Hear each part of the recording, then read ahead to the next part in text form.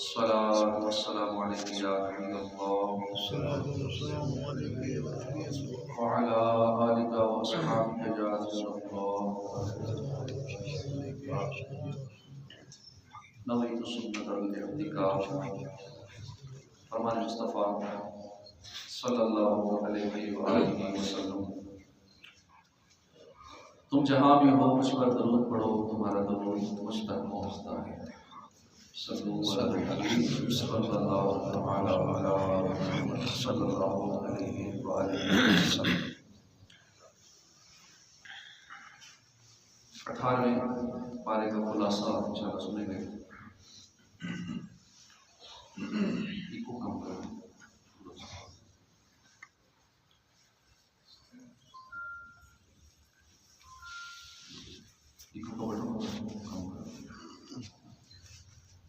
सूरह मुमिनून 18वें पारे में इससे इसका आगाज होता है कि मक्का मुकर्रमा में नाज़िल हुई। इसमें 6 रकूं हैं, 118 आयतें हैं। इस सूरत की इब्तिदा में मोमिनों की कामयाबी और इनके औसाफ और आखिरत में उनकी जज़ा बयान की गई है। इस मुनासिबत से इस सूरत का नाम सूरह मुमिनून रखा गया है। सबसे पहली आयत में ईमान वालों को बशारत दी गई है कि बेशक वो अल्लाह के फजल से अपने मकसद में कामयाब हो गए और हमेशा के लिए जन्नत में दाखिल हो गए और जन्नत में दाखिल होकर हर नापसंदीदा चीज़ से निजात पा जाएंगे। और हकीकी कामयाब ही वही है कि जो जहन्नम से बच के जन्नत में चला गया। इसके बाद की आयत में कामयाब होने वाले अहले ईमान की 7 सिफात का बयान है। ऐसे मुमिनीन कामयाबी के आला दर्जे पर फायज होंगे जो अपनी नमाजों में खुशू और खुजू रखते हैं, बेमकसद बातों से बचते हैं, ज़कात की अदायगी का एहतमाम करते हैं। ईमान वाले ज़िना और ज़िना के असबाब और लवाज़मात वगैरह हराम कामों से अपनी शर्मगाहों की हिफाजत करते हैं। अलबत्ता अगर वो अपनी बीवियों और शरई बांदियों के साथ जायज़ तरीके से सोहबत करें तो उसमें उन पर कोई मलामत नहीं, हद से भी नहीं बढ़ते, अपने वादे की हिफाजत करते हैं, अमानत में ख़यानत नहीं करते, 5 वक्त की नमाज पर मुहाफ़िज़त करते हैं। आखिर में खुशखबरी दी गई कि ये लोग जन्नत की हकीकी मीरास के वारिस हैं। और वो मीरास एक तो हकीकी है और एक दायमी है, हमेशा की मीरास है कि जिसको जन्नत में जो माल, जो प्लाट, जो मिलेगा वो परमानेंट मिलेगा, दायमी होगा। अगली आयत में इंसान की तख्लीक के मराहिल को बयान किया गया है। फरमाया कि हमने इस पानी की बूंद को जमा हुआ खून बना दिया, फिर जमे हुए खून को गोश्त की बोटी बना दिया, फिर गोश्त की बोटी को हड्डियां बना दिया, फिर हमने इन हड्डियों को गोश्त पहना दिया, फिर उसमें रूह डालकर इस बेजान को जानदार किया, बोलने, सुनने, देखने की सलाहियत अता की और उसे एक दूसरी सूरत बना दिया जो एक कंप्लीट इंसान, मुकम्मल इंसान होता है, ये बना दिया। बड़ी बरकत वाला है। तख्लीक मुकम्मल होने के बाद जब तुम्हारी उम्रें पूरी हो जाएंगी तो फिर ज़रूर तुम्हें मौत आएगी। फिर तुम सब क़यामत के दिन हिसाब व जज़ा के लिए उठाए जाओगे। आयत नंबर 17 में फरमाया कि बेशक हमने तुम्हारे ऊपर 7 रास्ते बनाए। अब इन 7 रास्तों से मुराद है आसमान बनाए जो फरिश्तों के चढ़ने उतरने के रास्ते हैं, क्योंकि हर आसमान के मखसूस रास्ते हैं, मखसूस दरवाजे हैं। और फरमाया कि हम मखलूक से बेखबर नहीं, सबके अमाल अक़वाल छुपी हालतों को जानते हैं और कोई चीज़ हमसे छुपी नहीं। फिर फरमाया कि हमने आसमान से एक अंदाजे के साथ, यानी जितनी हमारे इल्म व हिकमत में मखलूक की हाजतों के लिए चाहिए थी, हमने उतनी बारिश अता की। फिर उसे ज़मीन में ठहराया और बेशक हम उसे ले जाने पर कादिर हैं, यानी जैसे अपनी कुदरत से पानी नाजिल फरमाया ऐसे ही हम इस चीज़ पे कादिर है कि इस पानी को ख़त्म कर दें। जो ज़मीन के अंदर है वो भी ख़त्म हो जाए, बारिशें ना बरसाएं, हम चाहें तो पानी ख़त्म कर दें, इस पर भी कादिर है। जैसे अपनी कुदरत से पानी नाजिल फरमाया ऐसे ही इस पर भी कादिर है कि इसको ख़त्म भी कर दें। तो बंदों को चाहिए कि इस नेमत की शुक्रगुजारी से हिफाजत करें।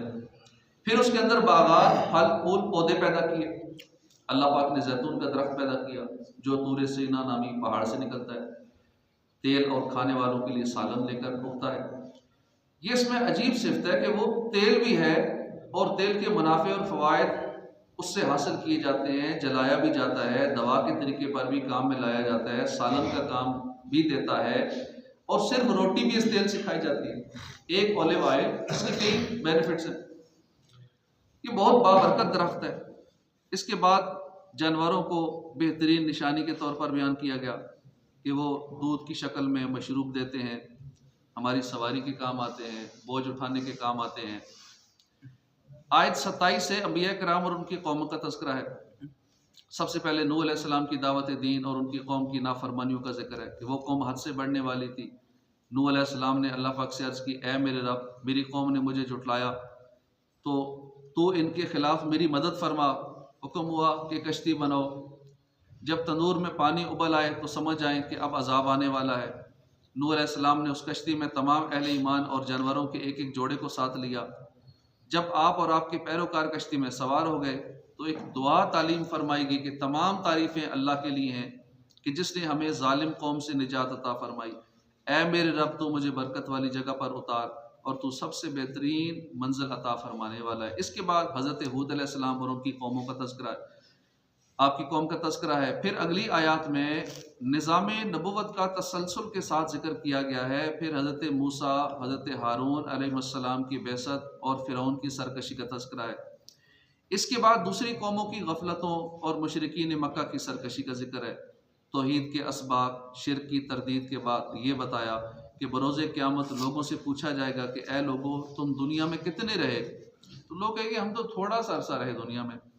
100 साल, 1000 साल जीने वाला भी ये कहेगा कि दुनिया में हम तो थोड़ा सा अरसा रहे हैं। अल्लाह पाक फरमाएगा तुम बहुत थोड़ा रहे, काश तुम जानते होते। फिर फरमाया जाएगा कि तुमने दुनिया के अंदर मेरी नाराज़ी, जहन्नम की आग और अल्लाह का गज़ब खरीद लिया, अब तुम दायमी जहन्नम में रहोगे। सूरत के आखिर में बताया गया कि इंसान को बेमकसद पैदा नहीं किया गया, इसे अल्लाह की बारगाह में जवाब देना है। हमें हर अमल का जवाब देना है। यहाँ तक कि अगर कोई निगाह उठा के दाएं बाएं देखते हैं, ये पूछा जाएगा कि क्यों देखा था, इसका भी जवाब देना होगा। एक एक जर्रे का हिसाब देना होगा। अल्लाह पाक ने अपने नबी अलैहिस्सलाम के जरिए गोया तमाम इंसानों को सिखाया कि इस तरह दुआ करो कि ए मेरे रब, मुझे माफ फरमा दे और रहम फरमा, तो सबसे ज्यादा रहम फरमाने वाला। इसके बाद सूरह नूर का आगाज होता है। इसी पारे के अंदर मदीना मुनव्वरा में ये सूरत नाजिल हुई। इसमें 9 रुकू 64 आयतें हैं। इसमें चूंकि बकसरत लफ्ज़ नूर आया है इस सूरत में, तो इस वजह से सूरह नूर कहते हैं। इस सूरत में मुआशरती और घरेलू उमूर का जिक्र है। इसमें अहकाम इफ़्फ़त हैं, अस्मत, तहारत, पाकीज़गी, घरेलू ज़िंदगी से ताल्लुक़ रखने के बारे में बताया गया। इब्तदाई आयात में ज़िनाकार औरतों और मर्दों की सज़ा बयान की गई। ज़ना की हद आज़ाद गैर मुहसन की है, क्योंकि आज़ाद मुहसिन का हुक्म यह है कि उसे रजम किया जाए। मुहसिन वो आज़ाद मुसलमान है जो मुकल्लिफ हो और निकाह सही के साथ एक ही मरतबा बीवी से सोहबत कर चुका हो। ऐसे शख्स से जिना साबित हो तो उसे रजम किया जाएगा। अगर उनमें से एक बात भी ना हो, मसलन आज़ाद ना हो या मुसलमान ना हो या आकिल बालिग ना हो या उसने कभी अपनी बीवी के साथ सोहबत ना की हो या जिसके साथ सोहबत की हो उसके साथ निकाह फासद हुआ हो, तो ये सब गैर मुहसिन में दाखिल है। और जिना करने की सूरत में इन सब का हुक्म यह है कि उन्हें 100 कोड़े मारे जाए। फिर पाक दामन औरतों पर जिना की तोहमत लगाने वालों की मजम्मत बयान हुई। जो लोग पाक दामन औरतों पर जिना की तोहमत लगाएं, फिर 4 गवाह ऐसे ना लाएं कि जिन्होंने उनके जिना का मुआयना किया हो, तो उनमें से हर एक को 80 कोड़े लगाओ और किसी चीज़ में उनकी गवाही कभी कबूल न करो। और कबीरा गुनाह के मुर्तकिब होने की वजह से वही फासिक है। तोहमत लगाने वाला अगर सज़ा पाने के बाद तौबा कर ले और अपने अहवाल अफ़आल को दुरुस्त कर ले तो अब वो फासिक ना रहेगा। याद रहे कि तौबा के बाद भी तोहमत लगाने वाले की गवाही कबूल ना होगी। कि जिसने कभी किसी पे तोहमत लगाई हो, ठीक है, वो तौबा भी कर ले, सज़ा भी पा ले, लेकिन फिर भी सारी ज़िंदगी के लिए वो गवाही के काबिल नहीं रहा, कभी भी उसकी गवाही कबूल नहीं की जाएगी, क्योंकि गवाही से मुतलकन इरशाद हो चुका है कि उसकी गवाही कभी कबूल ना करो। आजकल तो ये रूटीन है, किसी पे इल्ज़ाम लगाना मामूली सी बात है, और भी इल्ज़ाम लगाए जाते हैं, यहाँ तक कि तो जिना बदकारी का भी इल्ज़ाम लगा दिया जाता है। और ये हुक्म नहीं जानते कि अगर इल्ज़ाम लगाया है 4 गवाह लाने ज़रूरी है, और वो गवाह कि जिन्होंने वो चीज़ अपनी आंखों से देखी हो। अब ऐसे गवाह कौन लाए, कहाँ से लाए? तो कभी भी झूठी तोहमत, यहाँ तक कि खुद भी अगर अपनी आंखों से देख लिया, 4 गवाह नहीं भी है, 4 गवाह लाने जरूरी शरीय हुक्म है, 4 गवाह लाएगा तो अब कह सकता है कि हाँ जी ये इसने ये बदकारी की है। इसके बाद बीवी पर जिना की तोहमत लगाने के अहकाम बयान हुए। ये भी रूटीन की बात हो चुकी है हमारे माशरे में। जब लड़ाई झगड़ा होता है तो फिर बीवी शोहर पर इस तरह के इल्ज़ाम भी लगाते हैं।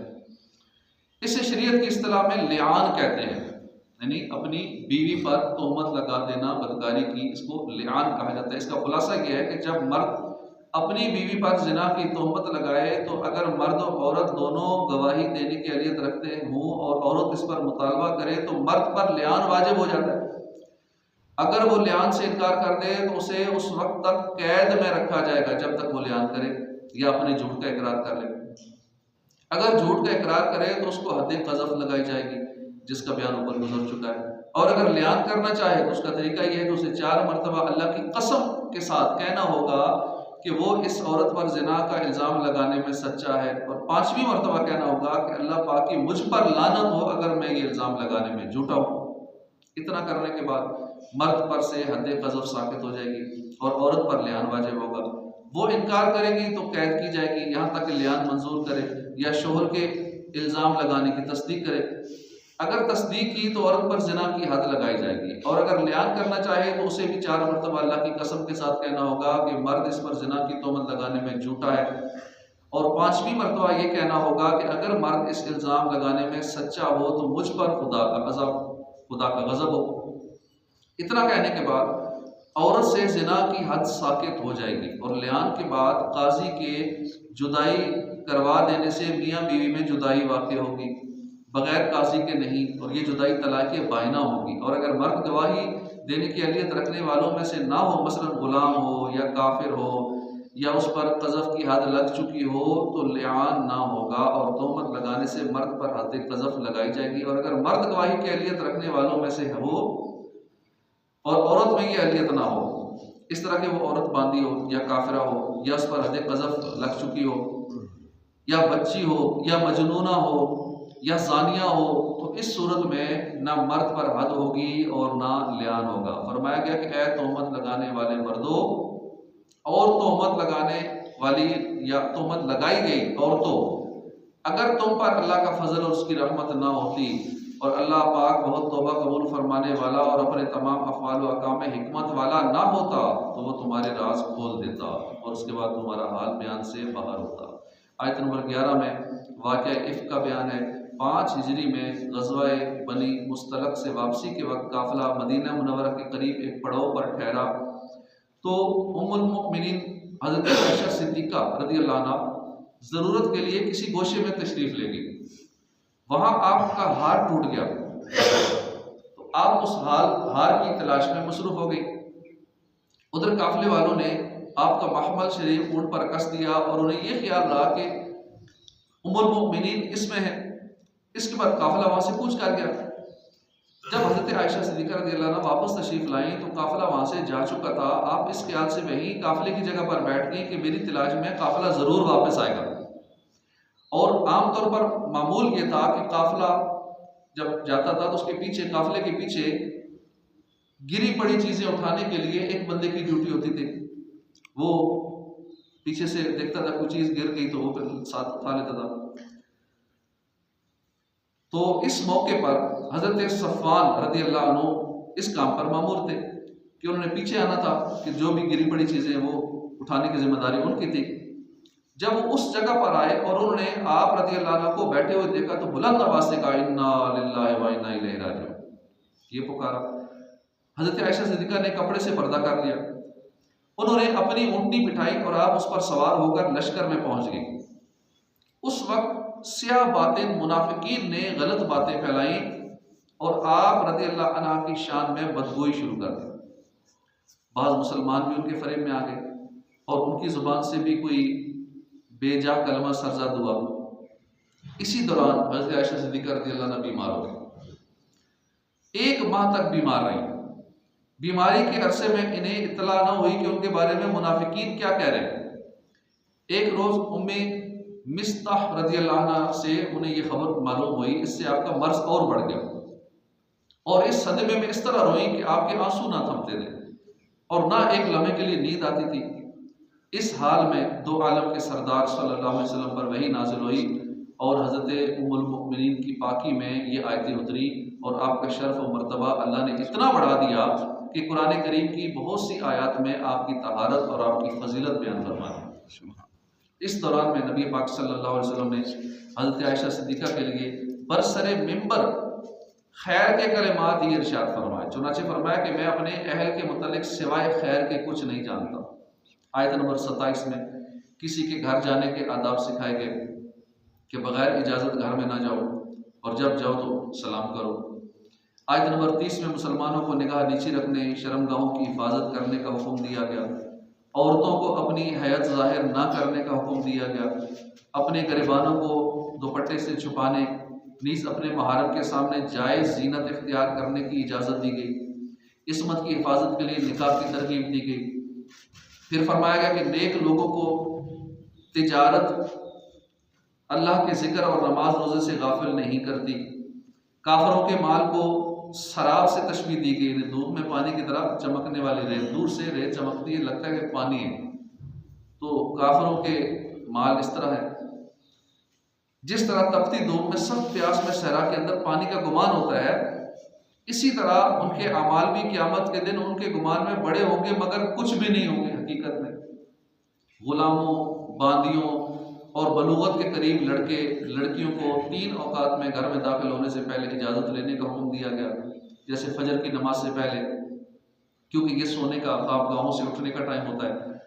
और शब ख्वाबी का लिबास, नाइट ड्रेस जैसे कह लें, स्लीपिंग ड्रेस में होता है बंदा, तो वो उतार कर बेदारी के कपड़े पहनने का वक्त होता है।